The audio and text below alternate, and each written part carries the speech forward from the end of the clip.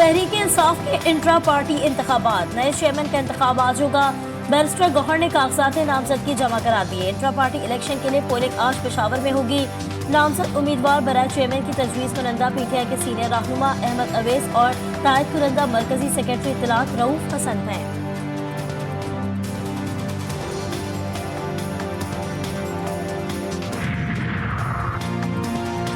Inter party election के नाम पर धोखा दिया जा रहा है। पीटीआई के बानी मेंबर ने तहफ़्फ़ुज़ात का इजहार कर दिया।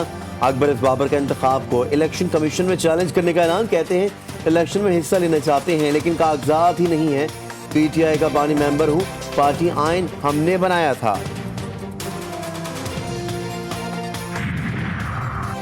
तहरीक इंसाफ के पार्टी इलेक्शन शदीद तनाज़े का शिकार। इंसाफ लॉयर्स फोरम के मेंबरान ने इंतखाबात की शफ़ाफ़ियत पर संजीदा सवालात उठा दिए।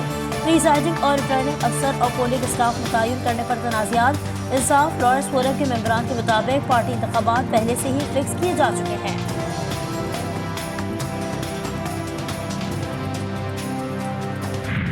बताया जा रहा है कि जो 3 दफा वजीर आजम बना वो 4था बार वजीर आजम बन के पाकिस्तान को इन मुश्किलात से निकालें। बिलावल ने तीर चला दिया। 8 फरवरी को जवाब देने का ऐलान।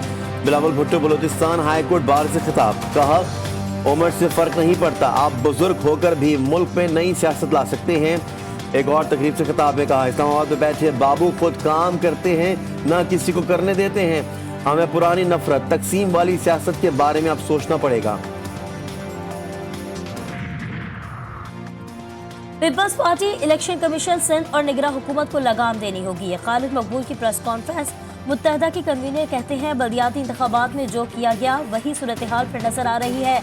मुस्तफा कमाल का इलेक्शन कमीशन पर तहफ़्फ़ुज़ात का इजहार। कहा रिसात दुरानी और एजाज चौहान मुकम्मल तौर पर पीपल्स पार्टी को सपोर्ट कर रहे हैं।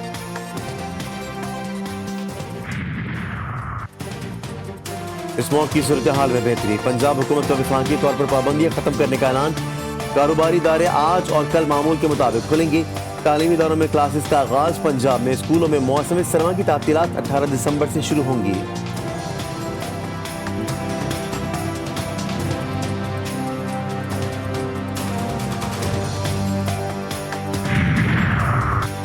बलाई इलाकों में कहीं बारिश कहीं बर्फबारी। समाज आजाद कश्मीर की वादी नीलम और लीपा बर्फ से ढक गई। सयाहों ने पुरबसा मकामात का रुख कर दिया।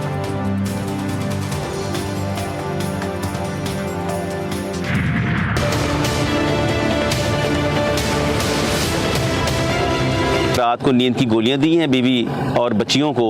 उसके बाद हथौड़ी है जो हमें मिल गई है, उसके साथ इनको उन्होंने सर पे मार के इनको कत्ल कर दिया है। कर्ज का बोझ नाकाबिले बर्दाश्त हो गया। फैसलाबाद की तहसील गजकोट में शहरी ने हथौड़ी के वार से बीवी और 3 बेटियों को कत्ल कर दिया। मुलजिम ने जहर खाकर खुदकुशी कर ली।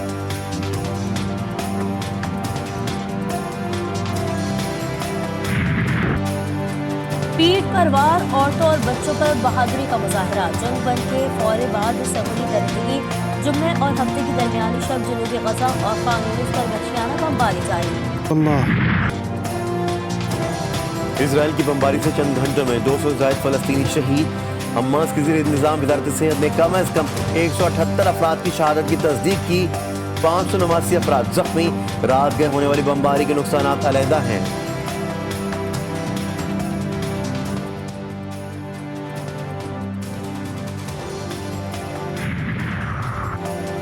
इसराइल ने गजा की पट्टी तक इंसानी इमदाद को पहुंचने से रोक दिया। फलस्तीनी खिलाड़ी हमले की तस्दीक। गजा की पट्टी में इमदादी ट्रकों का दाखिला बंद हो गया। 15 लाख से ज्यादा अफराद दोबारा महसूस।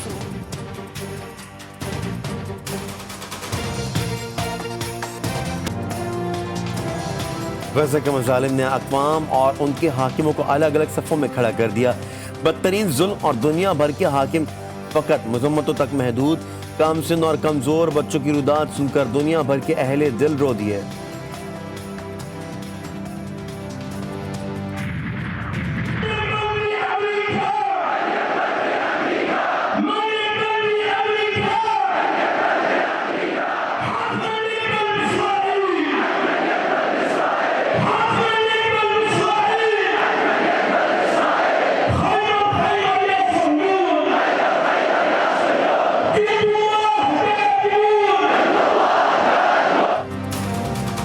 यमन के दारुल हुकूमत सना में एक बार फिर लाखों अफराद सड़कों पर निकल आए। यमनी शहरियों और सरकारी हौसी फौज का मजलूमों के हिमायत जारी रखने का ऐलान।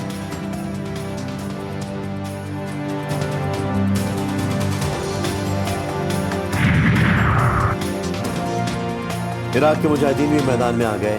अशद शाबी ने नमरूद शहर में अमरीकी फौज का काफिला रोक लिया।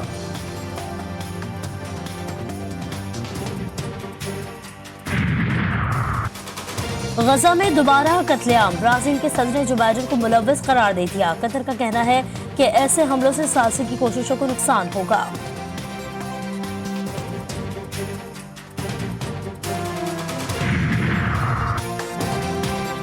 और गजा में दोबारा इजरायली हमले की मजम्मत। पाकिस्तानी अस्पतालों, मसाजिद और रिहायशी इलाकों पर हमलों की तहकीकात का मुतालबा कर दिया। तर्जुमान दफ्तर खारजा का कहना है कि दुनिया फलस्तीन की तशवीशनाक सूरत हाल पर फौरी फैसला कुन इक़दाम करे।